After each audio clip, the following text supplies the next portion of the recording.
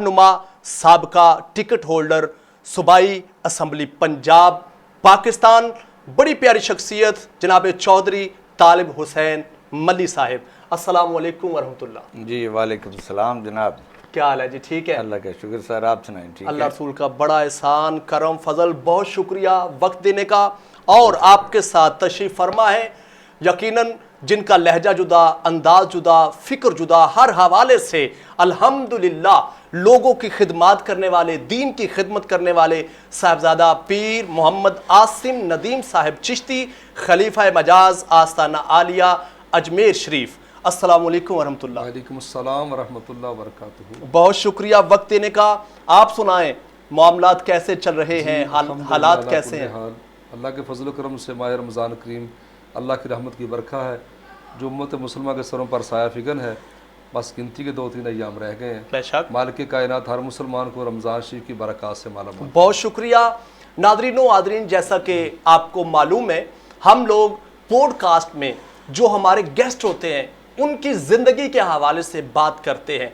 यकीनन आप हमें लाइव देख रहे हैं तो मेरी गुजारिश है कि इससे कबल मैं आज के सवालों मेहमानों की जानिब बढ़ूं, मेरी गुजारिश है कि प्रोग्राम को लाइक कमेंट शेयर ज़रूर कीजिए ताकि आज का पैगाम ज़्यादा से ज़्यादा लोगों तक पहुंचना चाहिए। माशाल्लाह सियासी समाजी शख्सियत, बिजनेसमैन, बहुत प्यारी शख्सियत जनाब चौधरी तालिब हुसैन मल्ली साहब, आपकी ज़िंदगी के हवाले से आज की गुफ्तगू होगी।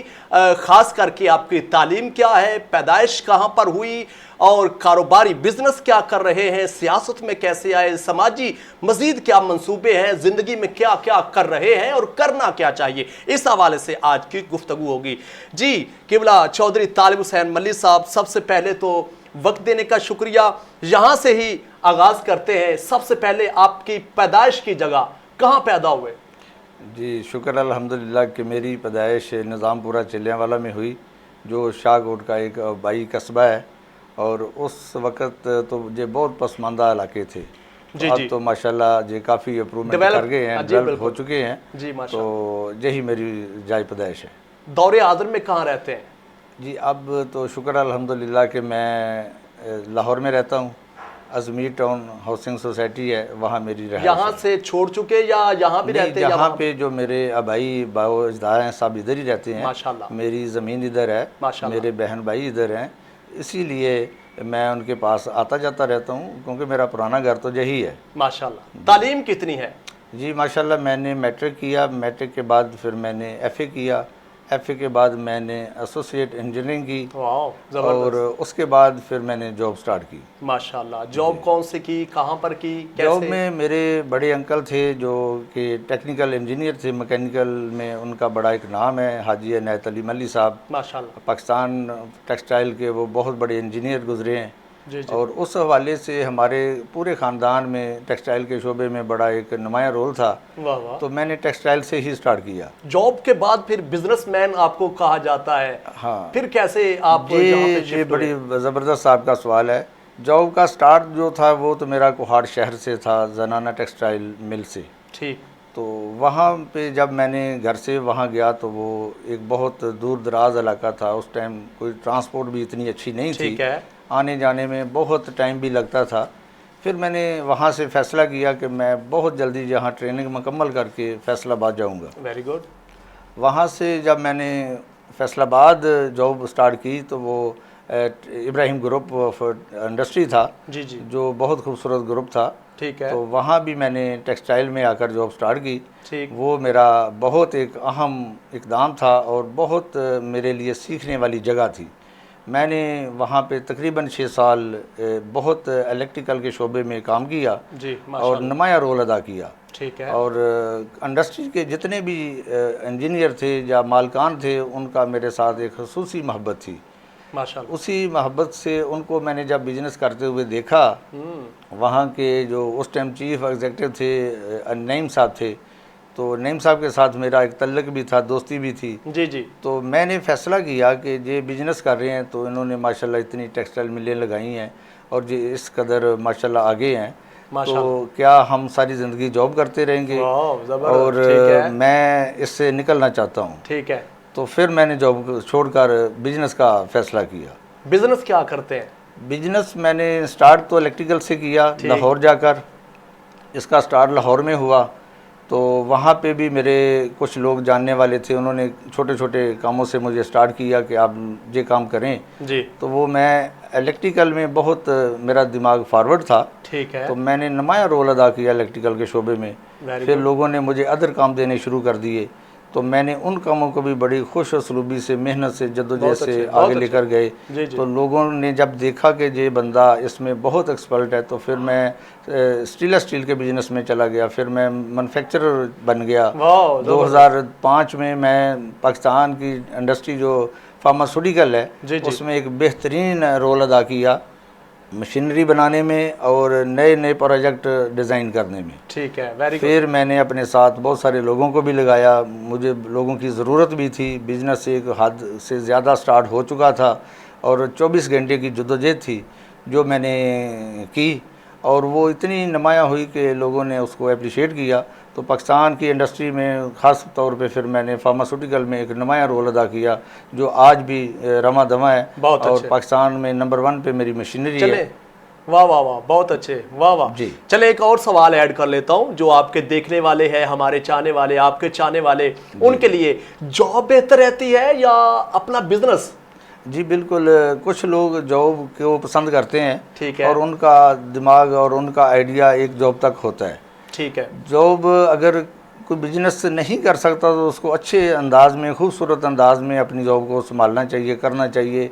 जिन मालकान के साथ वो जॉब कर रहे हैं उनको इतनी मोहब्बत लेनी चाहिए कि उनको जॉब करते हुए भी बुरा ना लगे। बहुत अच्छा। और अगर वो बिजनेस करना चाहते हैं तो फिर उनको स्टार्ट से बिजनेस करना चाहिए। ठीक ठीक जी।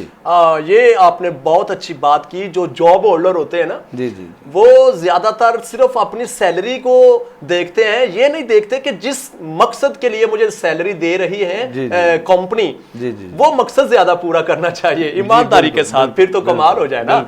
अच्छा, ये आपकी जिंदगी चल रही थी, आप कारोबारी हवाले से बिजनेसमैन बन गए, मामलात घरेलू एक मामलात बहुत अच्छे, आपके दोस्ती वगैरह सारे मामलात चलते चलते फिर अचानक सियासत में कैसे आना हुआ?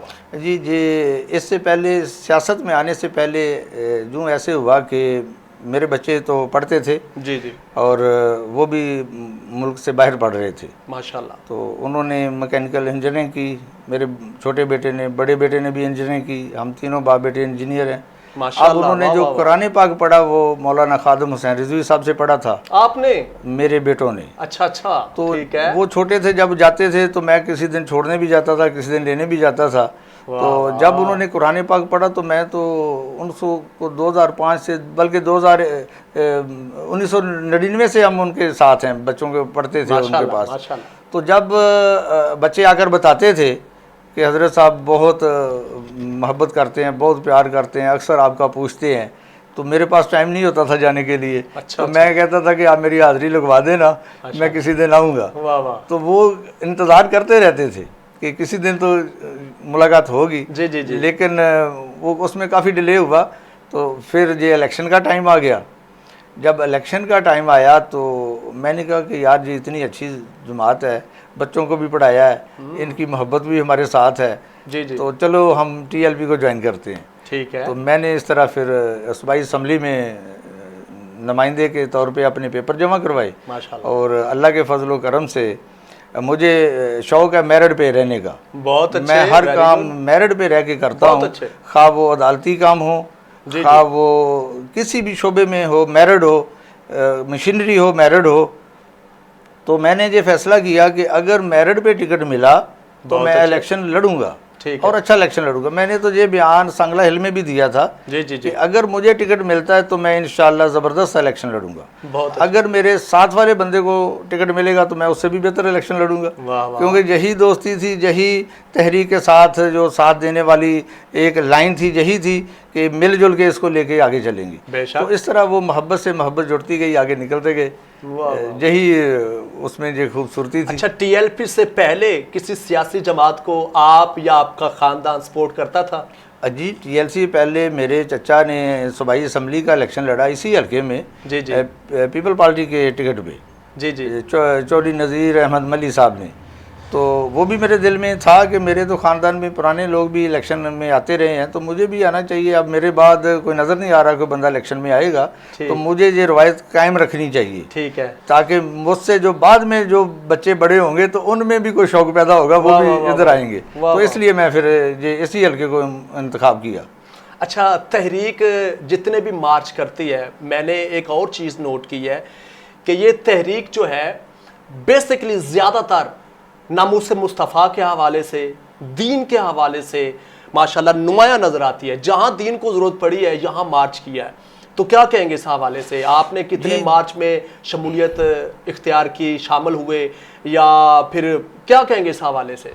जी बिल्कुल, माशाल्लाह जी, अल्लाह का हमारे ऊपर और इस तहरीक के ऊपर ख़ास करम है कि अल्लाह की पाक ज़ात ने इन लोगों की ड्यूटी लगाई है कि वह हुज़ूर पाक सल्लल्लाहु अलैहि वसल्लम की इज़्ज़त का ख्याल रखें। उनकी नमुसत पे जो लोग ऐसे कीचड़ छालते हैं उनका दफ़ा करना हमारी जमात को अल्लाह ने विरसे में दे दिया। और जब मैंने देखा कि तहरीक हमारी तो जाने भी हाजिर हैं, हुज़ूर पाक सल्लल्लाहु अलैहि वसल्लम की उसकी खातर हमारा तो सारा कुछ कुर्बान है, इसलिए कि हम तो दुनिया में शायद आई इसलिए। ठीक है। और मैं ये सिर्फ ये नहीं कहता कि ये TLP कर रही है, ये तो हर इंसान को करना चाहिए। बहुत अच्छे। ये तो अगर कोई PTI है तो उसको भी करना चाहिए, अगर कोई नून लीग वाले हैं तो उनको भी इसका दफा करना चाहिए। तो ये खाली ये TLP की जिम्मेदारी नहीं है। अगर ये हुकूमतें इसको कंट्रोल करें तो TLP को इतने बड़े महाज पे जाके इस तरह मतलब कि हर जगह पे खड़े होने की ज़रूरत नहीं है। बराबर का इक्वल लेवल होना चाहिए। बहुत अच्छे। ये तो हुकूमत को सोचना चाहिए कि उनकी भी जिम्मेदारी उतनी है जितनी TLP की। बहुत अच्छे, यानी हर मुसलमान कलमा बिल्कुल बिल्कुल बिल्कुल बराबर का होना चाहिए। ये हमने फिरके डाल दिए बीच में, जहाँ रुकावटें पड़ गई हैं, जहाँ पे मसाइल बढ़ गए हैं, ये नहीं होने चाहिए मेरी नज़र में। तो आगे बाकी ये अल्लाह ताला ने TLP को ख़ास तौर पे ये नवाजा है, यही हमारा ईमान है, यही हमारे ईमान का तकाजा है। क़यामत तक हम इसको जारी व सारी रखें। अच्छा, जुमला तो बड़ा अजीब सा है, शायद आपको भी अच्छा ना लगे या आपके चाहने वालों को भी। कुछ लोग कहते हैं कि ये एस्टेब्लिशमेंट की जमात है, ये चाबी वाला खिलौना है, जब चाबी दो चल पड़ते हैं, जब बंद कर दो। देखिए जी, ये गलत बात कर रहे हैं लोग। हमने तो कोई ऐसी चीज़ नहीं देखी ना, आज तक हमारे सामने कोई एस्टेब्लिशमेंट का बंदा आया है ना हमने देखा है, ना हमारे सरबराह खान ने देखा है। हमने सिर्फ अल्लाह और अल्लाह के रसूल को देखा है। बहुत अच्छे। बस, और इसी पे ही हम चल रहे हैं। ठीक है। ना तो हम किसी से कोई कर्ज मांग रहे हैं, ना हमारे ज़िम्मेदारान मांग रहे हैं, ना हमारे सरबराह मांग रहे हैं। हम अपनी लगन से चले हैं। जिनके अंदर खून हलाल का है वो तो अपने जज्बात के साथ खेलते हैं, वो तो रुकते नहीं हैं। लेकिन हमारी जमात ने नुमाया रोल अदा किया है कि हम हर तरह की हुकूमत के साथ भी कॉम्प्रोमाइज़ करेंगे, हुकूमत की रिट को हम चैलेंज नहीं करेंगे। जहाँ कोई प्रॉब्लम होगा हम हुकूमत के साथ डिस्कस ज़रूर करेंगे, और वो जो मसाइल वहाँ के हैं वो हुकूमत उसको फेस करे।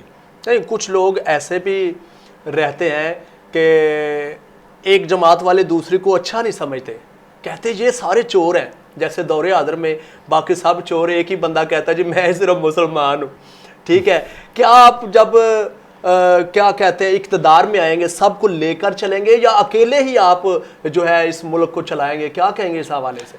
इंशाअल्लाह अगर हमारी जमात इक़्तिदार में आती है तो हर जगह पे इस्लामी कवानीन के मुताबिक फ़ैसले होंगे और हर बंदे को साथ लेके चला जाएगा। इसलिए कि जो हुकूमतें होती हैं वो एक दो कल्ले बंदे नहीं चला सकते, उसकी यूनिटी होती है, सारे सिस्टम को साथ लेके चलना पड़ता है, और हम उनको साथ लेके चलेंगे और अल्लाह के फजल व करम से हम इस्लामी कवानीन का नफाज लाएंगे जो बहुत आसान है। और अल्लाह के फजल व करम से जब इस्लामी कवानीन नाज़िल होगा तो ये जो जितनी मुश्किलात हैं ये बहुत आसानी के साथ नीचे आ जाएंगी। जितने लोग आज परेशान हैं ये भी अपने लेवल पे सारी लोग आ जाएंगे। ये हमारे अंदर ख़ामियाँ यही हैं कि हम इस्लाम को मान ही नहीं रहे सही तरीके से, हम तो उसका मजाक बना के चला रहे हैं। यही हुकूमत ये जो आप मैं दावे से कहता हूँ आज इस्लामी कवानीन पे अमल करे तो इनकी मुश्किलात सारी आसान हो जाएंगी। हमने तो हुकूमत जो भी आ रही है, खा वो कोई भी गुजरी गई है या आ रही है या चल रही है, किसी ने आज तक एक ठोस सबूत नहीं दिया ठीक। एक सॉलिड मफक बयान करें, पूरी कौम को जकजा करें, जितने फ़िरका वारियत जितने फ़िरके बन चुके हैं इसको इकट्ठा करने की कोशिश करें, जगह जगह पे हज़ूर पाक सल्लल्लाहु अलैहि वसल्लम की शान में महफ़िलें सजाएं, और मेरा ख्याल है कि ये मसाइल मुल्क के वैसे ही हल हो जाएंगे। वाह वाह वाह वाह। बहुत शुक्रिया। अफवाज पाकिस्तान, हमारे मुल्क की जो फ़ौज है या दीगर सरकारी अदारे हैं, TLP का उनके हवाले से क्या मौक़िफ़ है? जी देखें, हमारे अदारा है, हमारा कौमी अदारा है, हमारी अफवाज है, हमारी अफवाज है तो पाकिस्तान है जी। TLP ने अफवाज के साथ भी नुमाया रोल अदा किया है। हमने कभी अफवाज के साथ कोई ऐसी बात नहीं की कि TLP को उसके ऊपर कोई नाराज़गी हो। हमारी कौम, हमारी जो अफवाज पाकिस्तान है, अफवाज हमारी जो बहरिया है, फ़ज़ाइया है, जो हमारी कौमी ये विरसा है, और हमेशा हमारे सरबराहान ने कहा है कि हम किसी भी अपनी तरह अपनी फ़ौज का मतलब कि साथ मुकम्मल यकजहती के साथ ऐलान करते हैं, हमेशा किया है। जी जी जी। और आज भी हम फ़ौज के साथ खड़े हैं। फ़ौज हमारी है, फ़ौज है तो मुल्क है, बेशक। ठीक है। अगर फ़ौज नहीं है तो हमने मुल्क का क्या करना। हम हमारे वो 24 घंटे के सरबराह चीफ ऑफ आर्मी स्टाफ पहरे दे रहे हैं सरहदों पे, तो वो जनाब हम तो इसको खराज तहसीन पेश करते हैं। बहुत अच्छा, वो 24 घंटे की जो ड्यूटी कर रहे हैं। वाह वाह वाह। अमीरुल मुजाहिदीन जनाब खादिम हुसैन रिजवी साहब, बानी व सरबराह तहरीके लब्बैक पाकिस्तान, कौन कौन सी ऐसी खूबियाँ हैं? मैंने तो देखा हज़ारों खूबियाँ थी उनमें, इसमें कोई शक नहीं।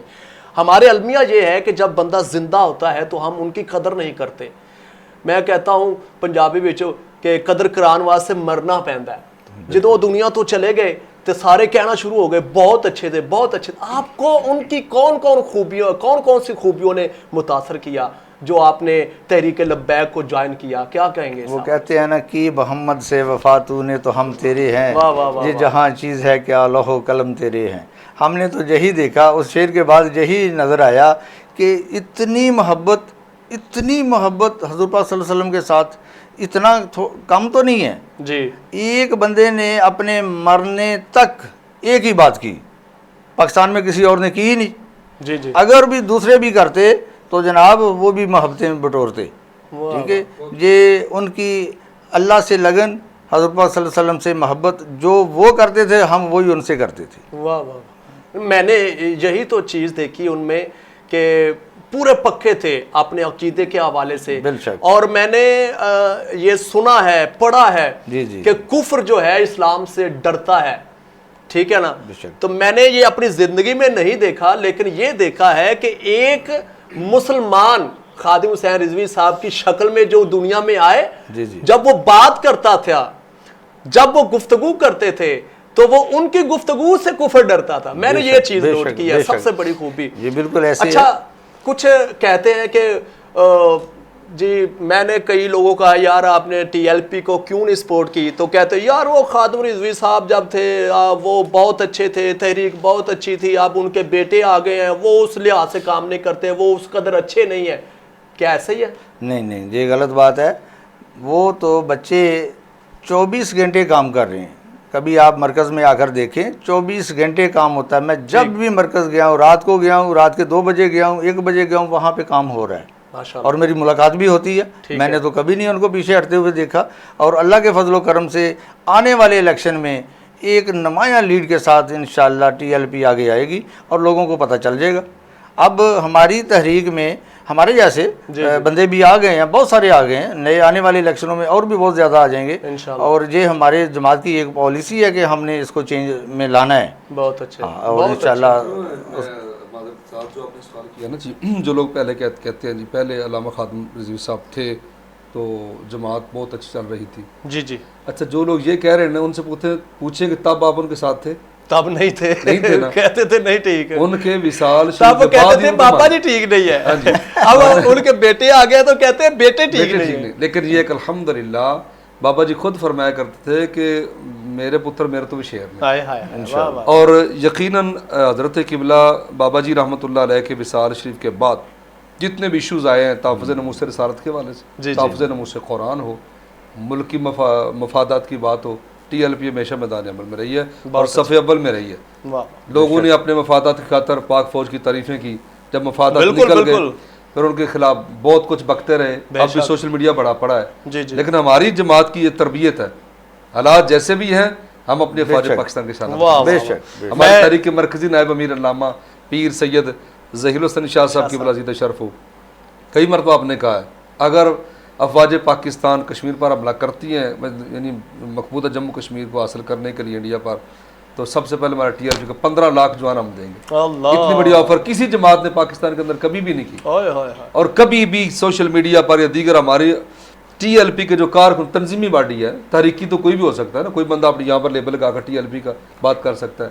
जो तंजीमी हमारी बॉडी है, कभी भी किसी भी इलाके के बंदे ने पाक फौज के खिलाफ, अपने इदारों के खिलाफ हम नहीं बात करते अल्हम्दुलिल्लाह। उसकी वजह डर नहीं है, मुल्की कवानीन की पासदारी है और कायदे तहरीक की तरबियत। वाह, बहुत अच्छे। 2-3 सवाल मैं चौधरी साहब से कर लूं, फिर उसके बाद मैं आपकी जानिब बढ़ता हूं। जैसा कि किबला पीर साहब फरमा रहे थे कि फ़लस्तीन हो, कश्मीर हो, बर्मा हो, इसके हवाले से जो TLP की काविशें, मज़ीद क्या कहेंगे, जैसे अलामा साहब फरमा रहे थे? जी बिल्कुल, जैसे कि फ़लस्तीन है, फ़लस्तीन में जब से ये मसला इशू हुआ है, हमारे मेरे मोहतरम ने पहले दिन से अपना परचम बुलंद रखा है। ठीक है। हाँ, फ़लस्तीन मार्च किया और उसमें नुमाया रोल अदा किया, लाखों की तादाद में दुनिया इकट्ठी हुई और ये सारा हमने उनके साथ यकजहती के लिए किया। बहुत अच्छा। और पूरी दुनिया में अगर किया तो तहरीक पाकिस्तान, तहरीक लब्बैक पाकिस्तान ने पाकिस्तान में किया, किसी और मुल्क ने ये रोल अदा नहीं किया।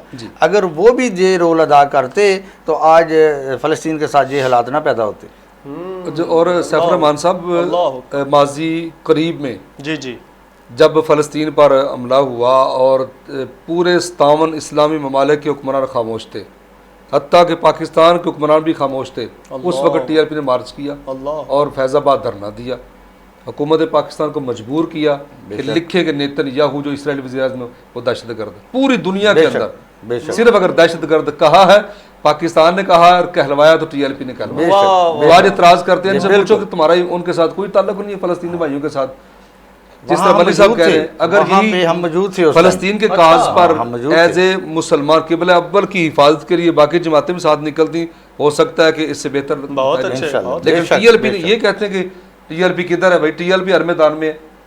ताफ़ुज़ नमूस रिसालत की बात हो, ताफ़ुज़ नमूस कुरान की बात हो, दुनिया के किसी मुल्क में, जर्मनी में, डेनमार्क में, हॉलैंड में कोई कुत्ता भौंकता है तो उसका जवाब जो है ना वो देते हैं TLP वाले के। नमूस रिसालत के खिलाफ को बोलोगे तुम्हारी गंदी ज़ुबानें खींच लेंगे, ठीक है ना। हुकूमत वक्त को अगर बयान देने पर मजबूर करती है तो TLP है। बहुत किस किस मैदान में TLP नहीं है? कहाँ कहाँ हमारे कायदे तहरीक अल्लामा हाफिज़ साद हसन रज़वी हाफिज़हुल्लाह तआला किस कहाँ नहीं खड़े अल्हम्दुलिल्लाह ताला। एक वो कम उम्र सिपा सालार है, हाफ़िज़ कुरान भी है, आलिम दीन भी है, मुसल्ला रसूल का वारिस भी है, मिंबर रसूल का वारिस भी है, नमाज तरावी भी पढ़ा रहे हैं, कुरान की तिलावत भी हो रही है, मदरसा भी। और पाकिस्तान के अंदर शायद वो वाहिद मदरसा है जिसके अंदर बाकायदा हुजूर की जिहादी ज़िंदगी पढ़ाई जाती है। मैं किसी मदरसे की अजमत का इनकार नहीं करता, कुछ सुनने वाला बात ये कहे जी, सब जो जितने भी आले सुन्नत सहीहुल अक़ीदा आले सुन्नत के मदारस हैं, मैं सब की इज़्ज़त और कदर करता हूँ, लेकिन वो वाहिद मदरसा है जिसमें सरकार की जिहादी ज़िंदगी भी पढ़ाई जाती है, जंगी हालात भी सुनाए जाते हैं कि सरकार ने ये किया। तो सीरत अक़दस अतहर अनवर का जो गिरा कदर हिस्सा है, अल्लाह पाक का फरमान लक़द कान लकुम रसूलुल्लाहि उस्वतुन हसना, यकीनन मेरे महबूब की ज़िंदगी तुम्हारे लिए बेहतरीन उसवा हसना है। तो उस बेहतरीन उसवा हसना के अंदर सरकार ने जो 73 जंगें लड़ी हैं उसको बयान नहीं किया जाता, वो TLP अल्हम्दुलिल्लाह करवा। बहुत अच्छे। अच्छा मलिक साहब, इससे कबल के मैं अगले सवालों की जानिब बढ़ूँ। हमारा मुल्क पाकिस्तान, यकीनन मैं तो अगर शहर सांगला हिल में रहता हूँ, आउट ऑफ सिटी कंट्री जहाँ भी जाऊँ, लेकिन पाकिस्तान में आके फिर अपने घर भाई घर में आके सुकून मिलता है। क्या कहेंगे कि मुल्क पाकिस्तान कैसे तरक्की कर सकता है? टेक्नोलॉजी हो, कारोबारी हवाला हो, तजारत हो, कैसे तरक्की कर सकता है? जी बिल्कुल, ये तो काम हुकूमत का है। हुकूमत खा कोई भी हो, TLP की हुकूमत हो, वो PTI की हुकूमत हो, वो नून लीग की हुकूमत हो, वो पीपल पार्टी की, जो भी हुकूमत है उसको ये ऐसे सारे टेक्निकल इक़दामात उठाने चाहिए लोगों को रिलीफ देना चाहिए, इंडस्ट्री में ग्रोथ करनी चाहिए, टेक्नोलॉजी जो हमारी सोलर सेल सिस्टम है उस पर बहुत ज़्यादा काम करना चाहिए, हमारा जो ज़रई आलात हैं उन पे बहुत काम करना चाहिए, हमारे ज़रई रकबे बहुत फारिग पड़े हुए हैं उनको खेती बाड़ी में लाना चाहिए, हमारी तो खुर्दनुस की जो इशिया हैं वो शार्ट करना पड़ना शुरू हो चुकी हैं। अब हमने मुल्क ने तरक्की करनी क्या है, अब तरक्की तो तभी हो सकती है कि गवर्नमेंट किसानों पे भी पूरी तवज्जो दे और टेक्नोलॉजी पे भी पूरी तवज्जो दे कि हमने अपनी नई नस्ल को किस तरह ग्रेजुएट करके इंजीनियरिंग करके उनको सॉफ्टवेयर करवा के दूसरे मुल्कों के बराबर अपनी नस्ल को लाना है, तभी टेक्नोलॉजी लाएंगे तो ये तरक्की हो सकती है, वरना तो हम पीछे जा रहे हैं। मेरी नज़र में तो मुल्क आगे नहीं जा रहा, पीछे जा रहा है। ठीक, आगे तभी जा सकते हैं आज से ही। अगर कोई हुकूमती नुमाइंदा मुझे सुन भी रहा है तो वो आज से ही अपना प्लेटफॉर्म चेंज करे और नई टेक्नोलॉजी लाकर जितने स्टूडेंट्स पढ़ रहे हैं उनको कोई फैसिलिटीज़ दे, उनके लिए कोई नया कोई प्रोग्राम लाएं ताकि आने वाली नस्ल तो तब्दील हो सके, वरना तो ये सिलसिला ऐसे चलता रहेगा। पूरे पाकिस्तान में जितने सरकारी अदारे हैं या दूसरे भी अदारे हैं, तकरीबन इसलिए बोला कई अच्छे भी हैं, करप्शन बहुत ज़्यादा है, कैसे ख़त्म हो सकती है?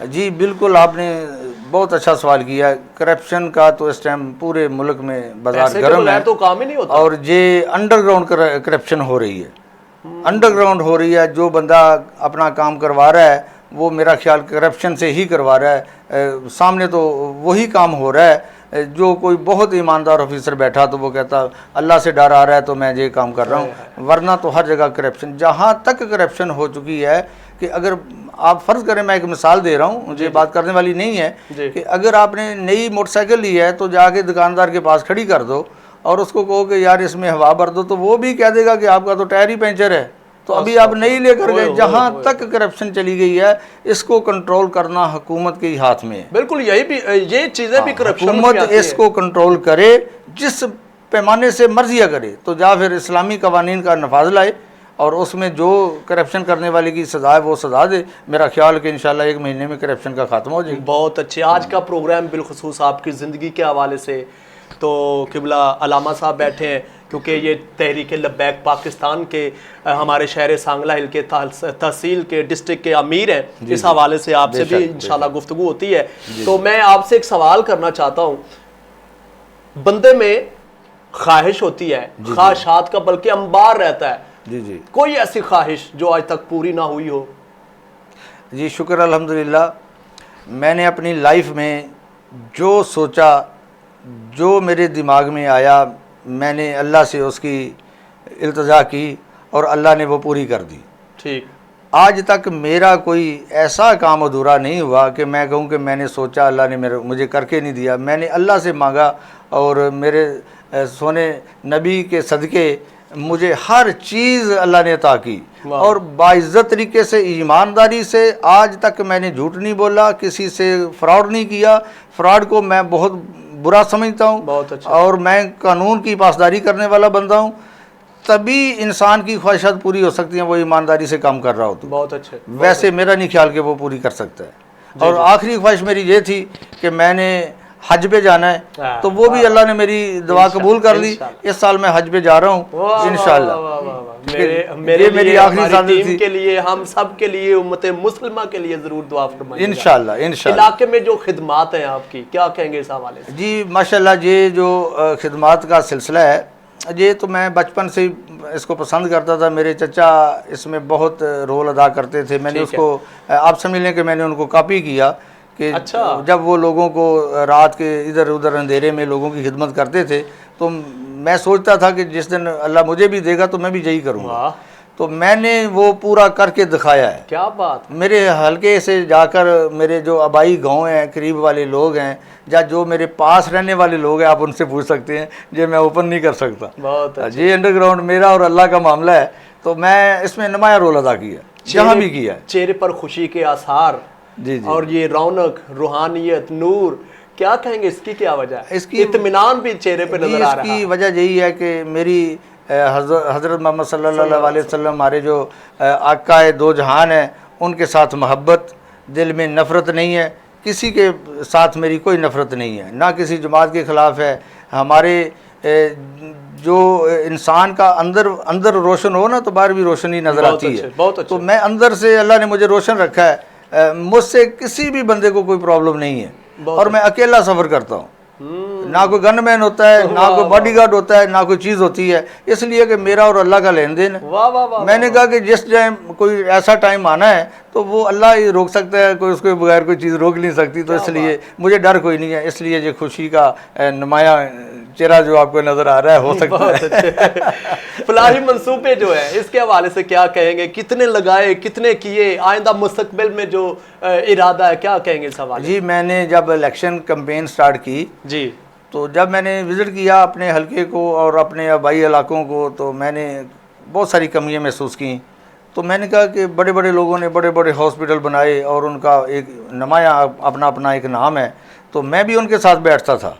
जी, जी। अब उनको मैंने वहाँ से कॉपी किया कि अगर ये लोग जहाँ पे इतना बड़ा हॉस्पिटल बना सकते हैं तो मैं अपने हलके में एक बड़ा हॉस्पिटल बनाऊंगा जिसका नाम होगा लब्बैक या रसूलुल्लाह। और उसके लिए मैंने ज़मीन भी परचेज कर ली है और सारा कुछ हो गया है, अब उसका नक्शा भी बन चुका है। कुछ लोगों ने उसमें कुछ मेरे लिए प्रॉब्लम खड़े किए, लेकिन अल्लाह के फजलो करम से मुझे पता है कि अल्लाह ने जब वो टाइम आना तो सारा कुछ हल हो जाएगा। तो मैं इंशाल्लाह जी एक हॉस्पिटल बना रहा हूँ शाहकोट के करीब अपने भाई गाँव के पास गरीब आवाम के लिए। बहुत अच्छे। इससे कबल कि मैं अलामा साहब पीर साहब की जानिब बढ़ूँ, आप पैगाम आखिर में क्या देंगे, फिर मैं अलामा साहब की जानिब बढ़ता हूँ। जी, आखिर में मैं यही पैगाम देना चाहता हूँ अपनी नौजवान नस्ल को, जी बिस्मिल्लाह, अपने बुज़ुर्गों को, हुकूमत पाकिस्तान को, कि इस टाइम मुल्क की सूरत हाल जो है मीडिया ख़ास तौर पे ये जो इंटरनेट के सिस्टम ने हमारी नौजवान नस्ल को ख़राब कर दिया है, इसको किसी तरीके से कंट्रोल किया जाए।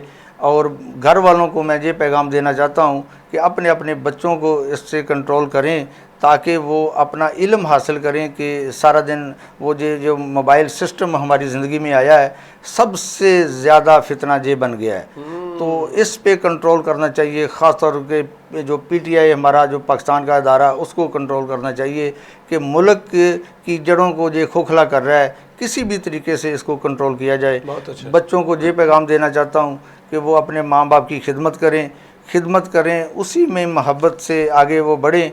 अपने वालिदैन की खिदमत करने से यही कुछ हासिल होता है जो कुछ मुझे हासिल हुआ है। बहुत अच्छे, बहुत शुक्रिया। मौलाना, हाफ़िज़ कुरान, फिर दौरा हदीस शरीफ, फिर दर्स निज़ामी, उसके साथ साथ फिर इखलाकी तरबियत, हर लिहाज से तो अचानक ये TLP ज्वाइन कर ली। हालांकि कुछ कहते हैं कि आलम दीन थे, सभी जमातों को लेकर चल रहे थे, यानी कि हर जमात के पास चले जाते थे। जी जी। अब मखसूस हो गया कि सिर्फ TLP वाले ही अलामा साहब को बुलाते हैं, क्या वजह बनी? जी, सबसे बड़ी वजह यही है कि हज़रत क़िबला अमीरुल मुजाहिदीन नव्वरल्लाहु मरकदहू की रसूलुल्लाह सल्लल्लाहु अलैहि वसल्लम से वालियाना मोहब्बत और तहफ़्फ़ुज़ नमूस रसालत पे फ़िदा होना। वाह वाह। क्योंकि ज़िंदगी का मकसद यही है कि ज़मीन व ज़मां तुम्हारे लिए, मकीन व मकान तुम्हारे लिए, चुनीन व चुना तुम्हारे लिए, हम आए भी यहाँ तुम्हारे लिए, उठे भी वहाँ तुम्हारे लिए। तो जब पूरी कायनात का खुलासा, मरकज़, महवर, बुनियाद, असास ज़ात मुस्तफ़ा करीम अलैहिस्सलाम है, तो क्यों ना जो हस्ती और जो जमात, जो तहरीक उस ज़ात अक़दस से गहरी मोहब्बत और वालिहाना अक़ीदत का दर्स दे रही है, मर मिटने का जज्बा दे रही है, उस जमात का बंदा हिस्सा बन जाए। तो ये आपकी जमात पर आपको पता है इल्ज़ाम है कि ये धरनों की सियासत करते हैं, क्या कहेंगे इस हवाले से? बस इल्ज़ाम ही है। इल्ज़ाम होता है जी। जवाब तो चाहिए ना। मैं अर्ज़ करता हूँ जी बिस्मिल्लाह। जो इल्ज़ाम लगाने वाले ना जी, वो कुछ सबूत नहीं दे सके। अच्छा जी। और सेकेंडली बात यह है जी कि धरना कब दिया जाता है? जब मुतालबा हल ना हो। ठीक, हमारा कोई भी मुतालबा अनलीगल नहीं है, हर मुतालबा लीगल है। ठीक। और कोई भी मुतालबा हमारा जो है ना वो पाकिस्तान के कानून को हाथ में लेने वाला नहीं है। ठीक है, ठीक है। अगर हॉलैंड के गुस्ताख गेर्ट विल्डर ने सरकारी सतह पर गुस्ताखी की तो एज ए मुसलमान हुकूमत हमारा सरकारी सतह पर जवाब देना चाहिए था कि नहीं? ये हमारा मुतालबा था। अगर अनलीगल है, एतराज़ करने वाले बता दें। ठीक है, हमने मुतालबा किया, जब मुतालबा नहीं माना, कानून नमूस रसालत में तब्दील हुई 1974 में। 54 से तारीख़ ख़त्म वो चली और 74 तक 20 साल के तवील तरीन अरसे में 10,000 लोगों की कुर्बानियाँ हुई, जेलें हुई, सज़ाए मौत हुई, ख़ानदान उजड़े, माओं की गोदें बर्बाद हुई। जनाब बेटियों के सुहाग कुर्बान हुए इस कानून को बनाने के लिए, जो 295C का कानून बना। तो जब पिछले नून लीग के दौर में उसमें तब्दीली करने की कोशिश की गई, हमने अलर्ट किया, नहीं माने तो फिर बाबा जी ने धरना दिया। मतलब धरना तब होता है कि जब मुतालबा हल नहीं होता, और मुतालबा भी जायज़ हो, फिर हुकूमत हल ना करे, तो फिर आखिरी हमारे लिए यही है। बिल्कुल ठीक हो गया। ठीक है। तो कुछ लोग ये भी कहते हैं कि इनका काम है दीन पढ़ना पढ़ाना, मसाजिद में ड्यूटी देना। ये सारे मौलवी हजरात सियासत में आ गए हैं, ठीक है। तो ये मौलवी हजरात जो है पाकिस्तान को चला लेंगे, क्या कहेंगे? कोई है पॉलिसी आपके पास? हाँ, कमाल पूरी गुफ्तगू का लुब्बे लबाब सवाल आपका यही है। वाह वाह। सियासत को, मुल्क को मौलवियों ने नहीं चलाना, इस्लाम ने चलाना। वाह, हमारा माटो, हमारा मकसद नामूसे रिसालत पर पहरा देना और निफाज इस्लाम है। खुदा की कसम उठा के कहता हूँ साहब भाई, इस्लाम दुनिया की हर कमी को पूरा करता। ठीक है। दुनिया की कोई चीज़ इस्लाम की किसी कमी को पूरा नहीं कर सकती। ठीक है। जब इस्लाम नाफिज हो जाएगा ना, इस्लाम के अंदर पूरा स्ट्रक्चर मौजूद है। मईशत कैसे चलानी है, तिजारत कैसे चलानी है, वजारत कैसे चलानी है, मुआशियात कैसे चलानी है, मुआशरती मामला कैसे चलाने हैं, सफारती निज़ाम कैसे करना है, सब पूरा का पूरा निज़ाम मौजूद है। हमें उसमें तरमीम करने की ज़रूरत नहीं है। उमर ला जब होगा नाफिज, पूरी दुनिया पर सुकून आ जाएगा। ये नहीं मौलवी का चलाना हम। अच्छा, बाबा जी जब पहले इलेक्शन में एंट्री हुई ना, लोगों ने कहा जी आपने गैर मौलवी खड़े कर दिए। उन्होंने फरमाया कि मेरा मकसद मौलवियों को ही आगे लाना नहीं है, मकसद इस्लाम नाफिज करना है। कोई गैर मौलवी आ जाए, बात इस्लाम की करे। ठीक है। बात इस्लाम की। सरकार करीम अलैहिस्सलाम का फरमान पाक है कि तुम्हारे ऊपर एक बद्दू को अमीर मुकर्रर कर दिया जाए, और बात इस्लाम की करे, उसकी ताबेदारी करो। अल्लाह अल्लाह। ठीक है ना। जब इस्लाम नाफिज हो जाएगा ना, तो इंशाल्लाह फिर दाढ़ी भी आ जाएगी, फिर इमामे भी सरों पे आ जाएंगे। जबकि अब अपने सरों पे इस्लाम नहीं नाफिज हो रहा। जब इस्लाम नाफिज हो गया तो इंशाल्लाह सब ठीक हो जाएगा। हमारे सरकारी इदारे कुछ ऐसे हैं, जैसा मैं मल्ली साहब से पूछ रहा था, वहाँ पे तो सिफारिश के अलावा काम ही नहीं होता, सिफारिश के बगैर, पैसों के बगैर। मिसाल देता हूँ। एक जगह पे बैठे थे तो किसी ने कहा कि हमारे जो MPA या MNA या सियासी या जिनके पास अथॉरिटी है, अगर किसी बंदे को कोई परेशानी बनती है, मतलब उसका भाई पकड़ा गया है, किसी भी मामले में पकड़ा गया है, तो दौड़ता है उनके पास, सिफारिश करे जी, वो थाने फोन करता है, छूट के घर आ जाता है। ठीक है। तो मैं ये सवाल करता हूँ, आप जो जितने भी तहरीके लब्बैक के उलमा हजरात हैं या सियासतदान हैं या MP MNA का जिन्होंने इलेक्शन लड़ा, मिसाल के तौर पे वो जो हमारे दौरे हाजिर के जो चौधरी अहबाब हैं, तकरीबन अच्छों को निकाल के किसी के भाई ने कोई गलत काम भी किया है, चोरी की है, जना किया, फिर भी सिफारिश होती है। तो क्या आप ऐसे लोगों की भी सिफारिश करेंगे? नहीं करेंगे। तो फिर सियासत कैसे करेंगे? असल में साहब भाई